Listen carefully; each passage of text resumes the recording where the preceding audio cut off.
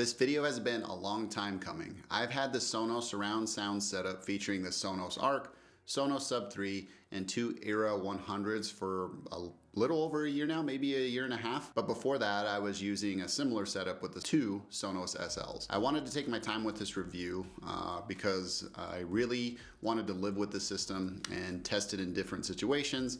And I found myself growing the system as well. And I want to make sure that I captured everything about this system before sharing my thoughts. All in all, I've had these two setups because I have one in my living room without a sub and then one in my theater with the Gen 3 sub going on 5 years now. And it's been kind of a rocky road, but the system still delivers in my opinion. I was gonna make this review video last year, but then Sonos went and made things, well, very complicated. The mobile app update removed a ton of features that longtime users relied on. And Google Assistant integration became unreliable to where I was only able to have it on one central Sonos Arc, and I have two of them in my home, to actually access the Google Assistant feature set. While this Sonos app debacle was happening, I decided to do something that I needed to do, is rebuild my whole home network. And that added a bunch of different problems, to say the least. I went full in on Sonos right before they did the app stuff. This is where I bought another Sonos Arc, and I moved my Sonos SLs upstairs to a somewhat surround sound setup. I bought a Sonos Beam Gen 2 and a Sonos Ray. The Sonos Ray I did a video on. If you want to check that out, it's on my channel. And like I said, this was all before the poor decision from the Sonos leadership team to modify the app and remove those features. From what I was following, the company faced serious backlash from the community.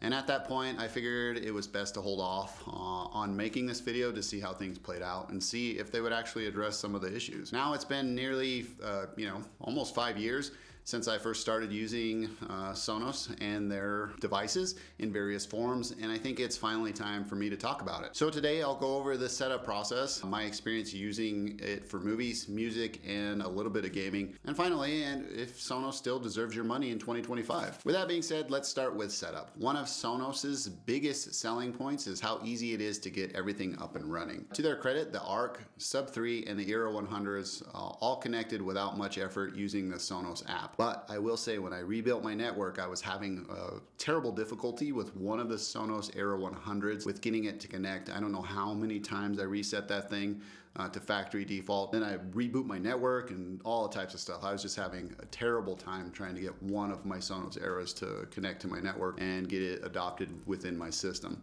But that notwithstanding, like everything else that I've had, the Ray, the Beam, the two Sonos Arcs, and the Sub 3, all adopted easily and were accessible pretty quickly. Even after Sonos's poor update to the app, it does a great job at walking you through placement, true play tuning, and optimizing the system for your room. If you're an Apple user, True Play Tuning uses your iPhone's microphone to adjust the sound to your profile in your space. If you're on Android, Sonos still doesn't offer full True Play support, which is kind of really disappointing because you're kind of alienating a whole group of people that would probably use your system if you didn't block access to that. I can see probably why there's issues with that, because there's so many different variants of Android devices out there, and they have to account for how that measurement is and math. With my setup, I placed the Arc below my TV, which is on a mantle above my fireplace. I know those of you out there that are going to say that my TV is too high, but it's perfect for me and our theater setup, so feel free to leave me a comment down below about how it's too high. The Sub 3 is off to the right side on the floor, and the Era 100s as rear surrounds in the corners above eye level, upside down. There's still some confusion on my part as if the Era 100 loses some features because the app was telling me that things were disabled because the Era 100s were upside down, but now I'm not getting that warning anymore. If you know, feel free to share your experience down below in a comment section if the Era 100s lose a feature set. I even tried to Google it, and there's not very much clear direction on like how or why it matters if the Era 100s are upside down or not. If you're upgrading from older Sonos models speakers like I did, moving from the Sonos SLs to the Era 100s made a noticeable difference to me. Mainly, the Era 100s have more power and better sound clarity. Surround sound really comes to life when watching movies, much more so than the SLs. And I didn't think that was going to be the case, but it's definitely noticeable. This is a perfect segue into what I want to talk about now, and it is performance. First, for movies, this setup absolutely delivers. The Sonos Arc supports Dolby Atmos, and in the right environment, it creates an immersive surround sound effect. The Arc alone does a solid job at simulating height effect, but adding speakers like the Era 100s or the SLs behind you make a world of difference. Dialogue clarity is exceptional and excellent, and the Sub 3 adds that deep rumbling bass that you can really feel in your body and throughout your home. One thing to consider with that though is your neighbors. If you live in like a townhome or an apartment building or a complex, something like that, I don't necessarily know if I would add the Sub Gen 4 or 3 because I would just, be cognizant of their hearing my bass and stuff like that, because it's a really powerful deep bass that you get from the Gen 3. I haven't had the Gen 4, but I can expect that it's probably improved over the Gen 3. For music, Sonos is still one of the best options out there for whole home audio. Like, I can put it in different rooms. I can have my music playing everywhere through Apple Music, and it's really, really cool, and it's nice, and it's easy to add. I didn't need a professional installer to come and do anything like that. The Arc and the Sub 3 provide powerful room-filling sound, and the Era 100s add that extra depth in the highs and mids, especially if you use them in stereo mode. The downside, there's no native high-resolution audio support. While Sonos speakers sound fantastic, audiophiles might be disappointed by the lack of support for lossless formats. Free lossless audio codec and Apple lossless audio codec are limited to a maximum bit depth of 16 bits when playing through the Sonos product. Just be aware of that, but for me, for an untrained ear, I think it sounds great. And for the majority of you out there that don't like produce music or a music engineer, I think it will still deliver in the sound aspects. Moving on, gaming using this audio setup is a mixed bag. If you're using Apple TV or a newer TV with eARC, you'll get great surround sound with low latency. But if you're using an older TV that only supports ARC, audio return channel, you might run into audio delay issues. Sonos still hasn't fully addressed the latency for gaming, so keep that in mind if you're a competitive player and you use surround sound. I don't know why you would use audio in that fashion. I think it's more of a casual gamer's experience, because I mean, if you're a competitive gamer, you're using headphones, a keyboard and mouse, and you're sweating real hard. At the end of the day, it does a good job if you're just, here speed running Resident Evil or dominating your kids in Mario Kart. Now I can sit here and tell you how this setup sounds, but the best way to really showcase it is to let you hear it for yourself. There's some difficulty with me capturing that and sharing it with you in video format, but to do that, I'll be using the Sennheiser AMBEO headset, which records binaural audio, essentially capturing the sound the way my ears naturally hear it. Because there's this little pass-through on these headsets, and it allows me to record that. Since iPhone went away from the lightning port, I have this little lightning to USB adapter, and that's how I'll be capturing the sound for you to kind of hear how I'm hearing things. As I get into that, I would say that you'd want to put your headphones on so you can basically replicate how my ear is. This won't be a perfect representation since everyone's room's acoustic and speaker placement are different, but it should give you a much better idea of how this setup performs in a real world setting. It also is dependent on how you're watching this video and what you're watching this video on. So with that being said, let's take a listen. Hello? Where are you?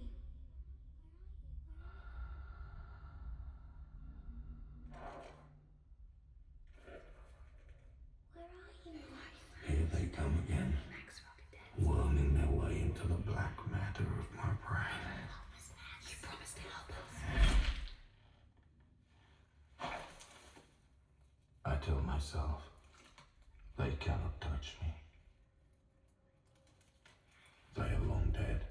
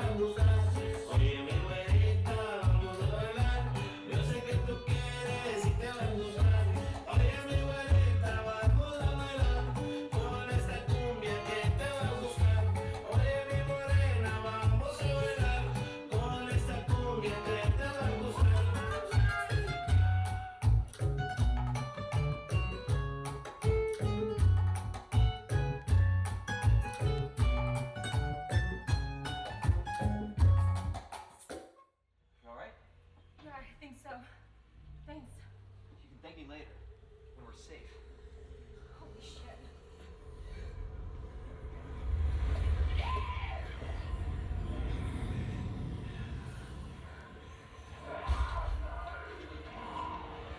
Come on. Get in. Hold on.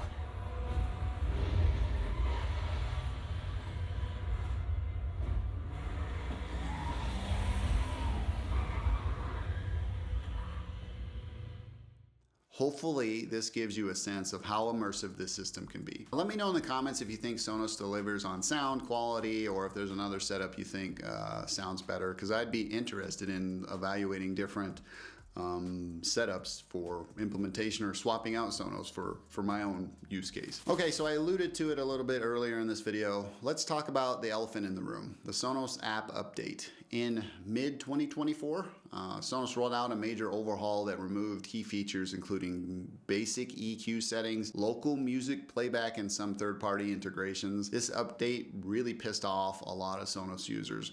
And while Sonos has since restored some of those features, it was clear example of how software updates can negatively impact a product. And when your product is primarily dependent on that software, you can make a lot of people mad. And that one downfall of the Sonos system is that it is so heavily dependent on the Sonos app for its functionality. App updates, can't really control it without that wireless connection to your wireless device. And if you don't have an iPhone, you even are further limited into how awesome this system can be for you in your home. On top of that, Google Assistant support has become unreliable still to this day. If you're deep into the Google ecosystem, you might find yourself frustrated with voice commands not working properly or a certain feature that disappears altogether.